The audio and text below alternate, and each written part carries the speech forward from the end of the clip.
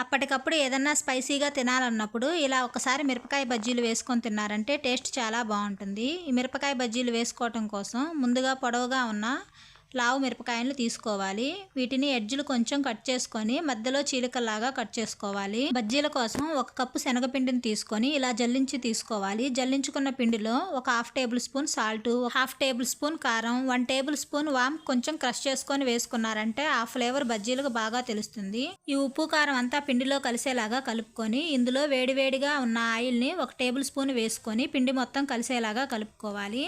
తర్వాత ఇందులో కొంచెం కొంచెంగా వాటర్ పోసుకుంటూ వీడియోలో నేను చూపించే విధంగా మరీ లూజ్గా కాకుండా అలా అని మరీ గట్టిగా కాకుండా ఈ పిండిని కలుపుకోవాలి.